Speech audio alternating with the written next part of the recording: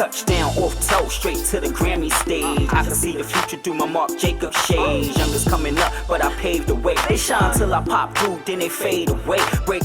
Being right in Bedstuy, Tompkins Park. Now you know back in the days, this park was be a lot of crime and shit. They had the concert. They said they had the concerts right there in the summertime, and it gets crazy. So we're here with Shorty Roc. Yes, sir. Welcome to Black Gay Men's Blog. Now you're considered one of the OGs, veterans of the. I know you. No, you're not that old, but you are considered one of the veterans of the out hip hop movement, at least on the East Coast. Because you've been around since what, 2002? 2003. 2003? Yes. 2003. Okay, so over the last, say, 8-9 years, tell us, what are the, like, 3 most important things that you've learned? Never give up. Never give up. Stay grounded. Mm-hmm. And to give back. To give back? Yeah, that's important. That's important. Those are 3 things I think are the most. That's why I'm still here. Okay. Cool. So now tell us a bit about the man behind the mic before we go into the music and the LP. And I know you were born in Brooklyn and right here in Bedstuy. Yes, my mother's from Bedstuy, Brooklyn.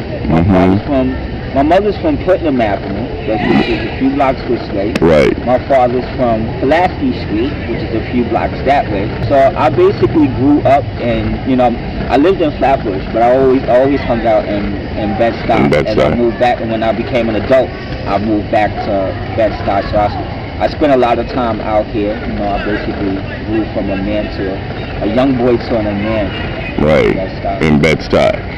Okay, cool. So now I know that like in the 80s, 90s, with your family, you had like a little bit of a rough time with the family. Tell us a little bit about that. Well, I grew up, for the most part in the late 80s, 90s. Mostly in the 90s, but in the late 80s I was a youth. And in the late 80s, that's when a lot of crime. So my father, he was a hustler. Right. He worked a regular job. He was a bus driver, but he also was a hustler behind that. And then my mom, when crack hit, she got caught up in the game. Right. And then that was the beginning of the struggle. Then after that, I just started moving around a lot, living in shelters and family and this one and that one and all kinds of stuff. It was really bad, and if anybody from that era knows what I'm talking about, right, they know that it was really bad. It wasn't until I was like damn near out of high school that it changed. I was able to take control of my life, and it wasn't because of what my family did, but growing up, it was really hard. It was hard. Now, what effect has that had on your music? Because you could, I guess everybody loves to hear a story about a struggle. Right. And the pain is in my music, and the what's the word I'm looking for? Like the strength is in my music, and I got a lot of stories to tell. Yeah, I know you do. So how old were you when you realized you were gay, and when did you come out to your family? Okay, well, I was 4 ever since I had the feelings. I like little boys want to play with them in the closet in the kindergarten classroom. Oh. Jokes, true. But I was 20 the first time I went to Christopher Street. Okay. And that's where I met my best friend, who's still my best friend today, Soji McQueen, and Tyra A. Ross. Tyra Allure, if anybody knows her. Right, I met her all in that first night. I went out, and I remember feeling like I went to a party, I went out, I went to a club or whatever like this. It was like a Thursday night, and I had my first real passionate kiss. This guy named Bedstuy. We're all the same night? Yeah, all the same night. I got to the pier at like 5 o'clock. I didn't leave until 4 o'clock in the morning from the club. Wow. And after that, it was just a process. My first relationship.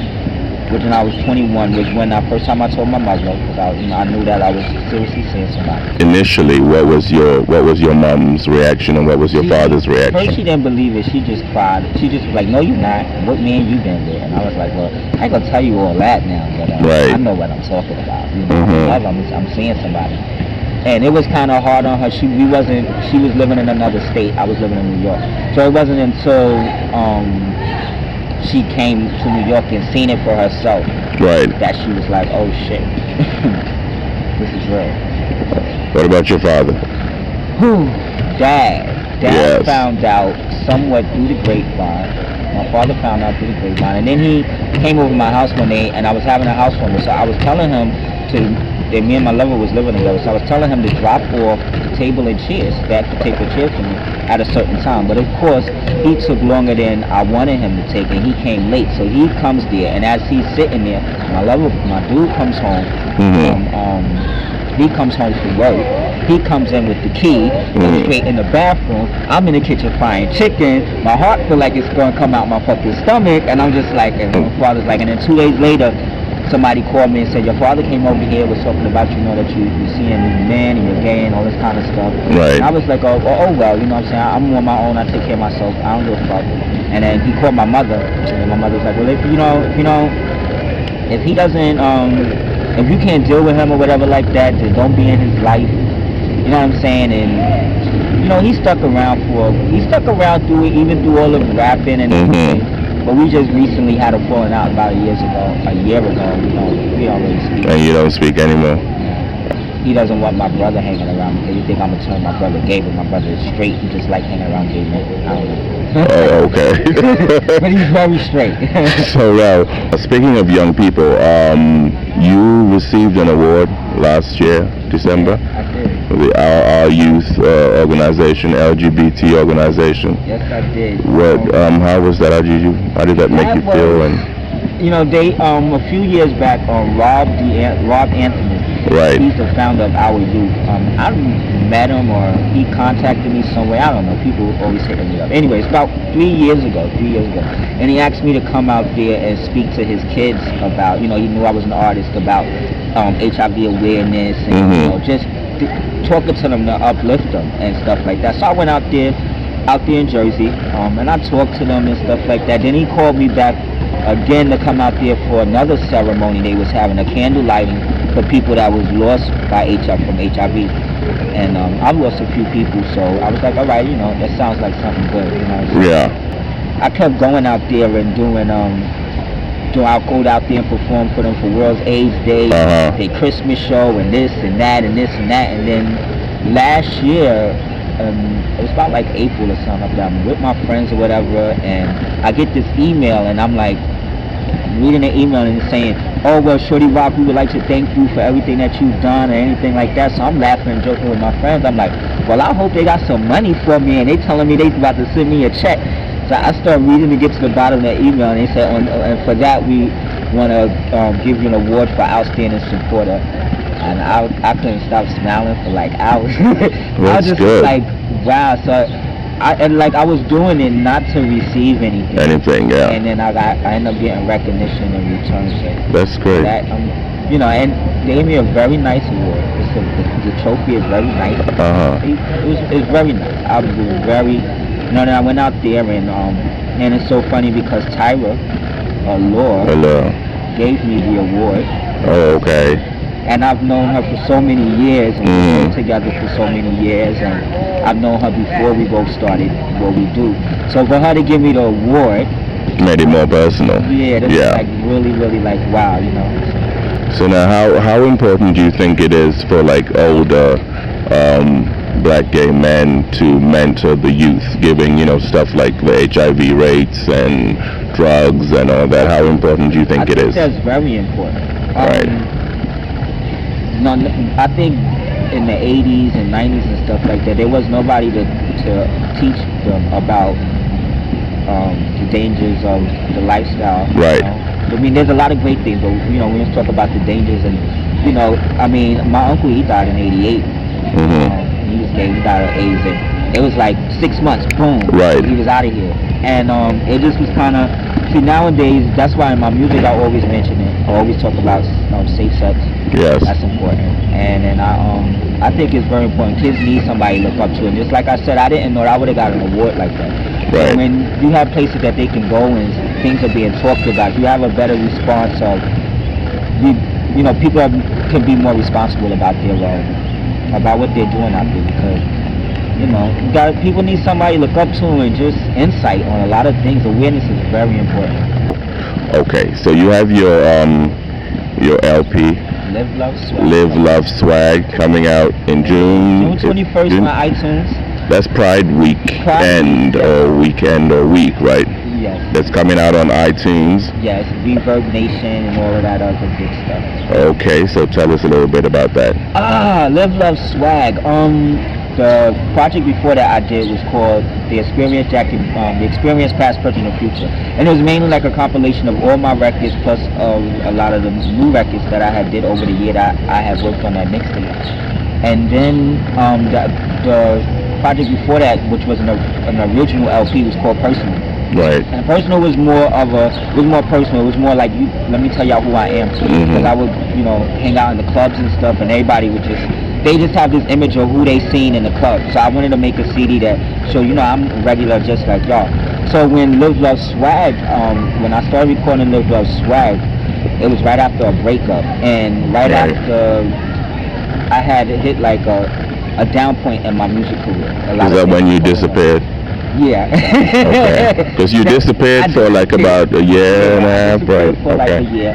And after it was all over and the relationship was all over and everything I was going through was all over, I was like, all right, now it's time for me to let go, breathe, and live. Kind of live, love. It was initially titled Live, Love, Laugh, and I wrote the first song the first night with DJ Coney Tortez when he first gave me the beat.